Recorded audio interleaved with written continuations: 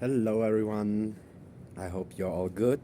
I have had a lot to integrate recently and we just returned from our tour with Kaikomui in the Amazon rainforest and the Huitoto Indigenas. It was a deep learning, and now I'm called to share a little information with you. So I haven't spoken a lot recently and I haven't felt the justification to do so, because we are all in our transformation and the information overload can be really too much from time to time. So, like always, take everything as you feel it, what resonates with you and what not, right? The time is ripe. The time is ripe. Change is occurring and it's visible everywhere in nature. And I don't want to predict anything because our timeline, that is the mixture of all our energies and within all grades of maturation, is not foreseeable. We can see certain timelines that are aligned with ourselves. So I would say, let go of the predictions. It's more personal advice from my experience that I wish to share. And there are many things to communicate now. When you are looking into plant medicine to open up and purge, make sure you work with people who you trust. Make sure that the energy is balanced, that you have a healer or a shaman by your side who represents the feminine and the masculine. This is very important from my observation, and I can certainly recommend to the guys to go for a medicine session with a female healer, because this is really life-changing. The feminine energy will help us to purge all the masculine over-excess that we carry, and I made some older entries on that. For how I understand that, our solar plexus is inverted. It's our mental body, and our society works on these masculine principles. So what we have to do is to liberate our solar plexus and purge it and clean it deeply, so it works in our Trinity, in our lower three Trinity, which is part of our body that is not eternal. It's the lower mind, the Kama Manas. It's how it's named in Raja Yoga. And when it's liberated again, the channel is free for the heart to alchemize all the energy that is coming from the universe, from the cosmos, via our upper three. The heart is also home to the Atman when our polarities integrate. I will speak on that later. The heart is our chamber of where the magic takes place. This is no secret. Every one of you knows that. So it has to be receiving energies from the cosmos, but also from Gaia, from below. Yes, as above, so below. Our throat chakra is our expression, our creativity, our joy and everything. So for me personally, this is where our soul resides. And with the third eye and the crown, we receive the cosmic energy. The third eye is the manas, our higher mind that has eternal character, like the Atman within, and our soul, Budhi. So the alignment is very important. The indigenous cultures speak of three bodies. We have the higher self, and I like the way the Hunas of Hawaii, the old Lemurian souls, see it. We have our higher self, which includes the soul, the Atman, and Manas, which is called Kane. Then we have our ego, our our mechanisms of the mind, which is a co-creation of manas and karma manas, which is our essence as a human being, our consent when we can say no to things, when we can say yes to things, our free will, so to say. And we have our body, the lower aspect, which is the ku, that is there to source the energy from our surrounding. They call it mana. It's also called chi and prana. You can name it as you wish. It's a free energy, so to say. So the Trinity within has to work properly, and we have to make peace with our body. From my observation, the body is way more important. It carries all our ancestral knowledge, which is not so much spoken about in our Western civilizations, but it's very important because all this knowledge, who we are, is carried forth in our DNA and expressed through our mRNA into our proteome. Yeah? So make peace with the body and the mind. We both need it. We need it both, but we need it in an order that it serves us and that it listens to the higher influx, to then transform the energies with all from the past stored in our ancestral line to reflect our presence. And this is certainly something that we carry in the soul, but also in the body. So when we fight our mind, when we fight our body and wish to transcend it, we neglect a very important part of our being here. That's why I always say, please, we all are starseeds. And I wish to pass you a short story. I was told this by the Kogi culture, by my brothers over there, who told me that when we look into the sky, we see our internal, and everyone sees the same, and that this is proof that we are all one. And every star that we can see, every star that is existent is one of us, is one fractal. So every time a star ceases to exist, a soul ends. And every time a new star is born, a new soul is created. It's so beautiful. And we see every one of us sees the same. And these souls are not limited to the life on earth. This is all the life in the whole universe, or the human life. So what we can learn from that is that we carry inside what we see in the external, and that we are in a process of continuous growth, but also reduction. That is how creation and life is meant. So when we understand that from our higher aspects, it needs to integrate in the heart. And when it integrates in the heart, we can receive the full consciousness.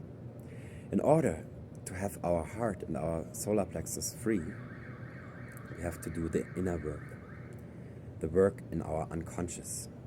This is the shadow work. So there's still a lot of promotion of Kundalini Yoga and Kundalini Tantra, and there's nothing wrong about that.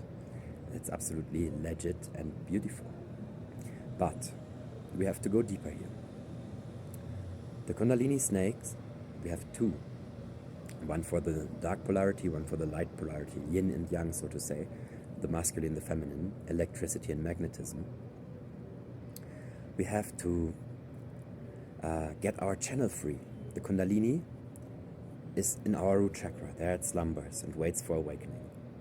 And at a certain point, when we are ready to receive, that's why I would say don't force it. You can experience a lot of shit by forcing it. But when it's ready, it awakens. And you will feel that. And I shared the mantra Prana Apana Sushumna Hari to activate it, to help it support to rise. It blocks our 3 chakra here and there on our both sides. The snake is sitting there. The snake is energetic. It's not a snake, of course. So what we need to do, and that's what was passed down to me, to the indigenous as well, because this is our shadow aspect. This is our power that we can use in the occult. But we don't want to have that anymore at this moment. When we use the occult from our solar plexus that is distorted from our egoic mind, we create karma. When we receive and see our karma and go into action due to that information that we receive, we also create karma that negates old karma. So we clean up.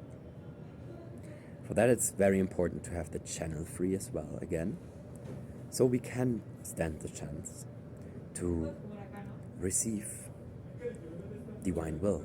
We receive the universe speaking to us, God speaking to us. This is a prerequisite also, that we can return to the Christ within our hearts. When the channel is free, we command the snakes out. That's why the Ophiuchus, this carrier of the snake, is existent, and you should have a look into that. When we have these channels free, and this is by Chakra Shelley, wisdom she passed on and resonated highly, a light orb, a pink light orb, and a turquoise light orb come into place. And this does the synthesis in the heart of our polarities, of the masculine, the feminine, light and shadow, and so on and so on. Magnetism and electricity. So we are entitled to use our full potential as a Christed being again, which brings us into peace. This is our foundation. This is what the Bible says. This is the throne, our heart in unity again. This is the throne where the Atman takes a seat. And by that we receive divine will again, completely. We can surrender then. Our mind, our karma manas, our lower mind, is by then not strong enough anymore to direct us from the subconscious, from our shadow. And our higher mind our higher mind receives and translates, so to say, universal divine will into our form of truth that we receive, and in the heart it expresses. And when it's reached down into our lower 3 chakra, our body transforms, our ancestor information transforms, and we heal. So for that, command the snakes out. By that you found the foundation, you create the foundation to be Christed again, to be just the channel. You leave the path of the sorcerer, the path of identification. You should also not identify with being a starseed. Yes, of course you are. Many of us are. Basically all human beings. But what counts is the now. And when you look into the mirror, you're a human being. And for that we are here, to master this density, to master this challenge of translation. It's translation of the cosmic into this world, receiving from the world to emit into the cosmos the learnings, to pass this knowledge on to everyone else. That's what I wanted to share with you. And there's not a big secret about it, but what you can do and what you should do is to support this with a diet of veganism or just even juice, to allow your body, the lower aspects, to clean themselves and to become lighter and lighter. One last thing, and every one of you wishes to return to mastery. And this is a long path, but it's not impossible. Every one of us is capable to do that. So what we have to do for that is through transcendence, but not in a way of fighting our physicality, but supporting that our physical body can become lighter and lighter As the emotional body in the sacral chakra can become lighter and lighter, so our emotion is certainly a beautiful thing to have. It's not negative at all. But when we are a receiving channel, our emotions occur in the moment of now that they are sparked. They should not be sparked by the past. That will happen in your shadow work, in your inner work, of course. And they should especially not be sparked and activated due to a future projection that we make, because the future is not written. We all write it together constantly. And the cleaner we are, the better the outcome will be. So the sacral carries our emotional body. The solar plexus carries our mental body. The heart, the astral body, the soul, and the upper parts are home to our light body. They create the color of our aura. They are our essence there. If you have more information on that, please share. For my inspiration, I would be really glad to receive. I didn't go deeper in there yet. This is just very basic.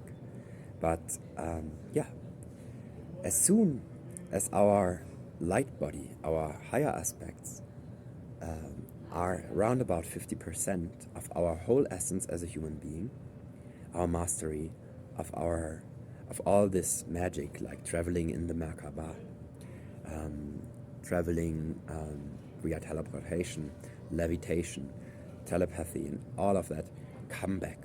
That was the information I was shown. So there is no other way than purging, and doing the inner work until you reach a level where you can fully receive source again, because then it's not work anymore. It does not feel hard anymore. It transforms into receiving grace. You will feel that. You will cry from joy, not because you're grieving. You will be in service to other, and you will love it. That's something we cannot imagine when we have not made this experience, but I promise you it will be like that.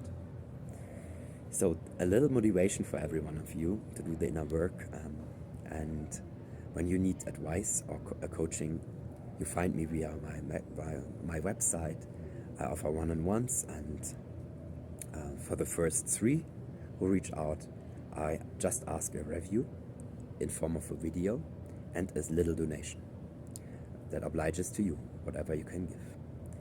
I wish you a beautiful time of transformation, time of thriving, and that you find your peace inside, and that your fear fades away due to your purity, due to receiving the divine grace, due to your alignment.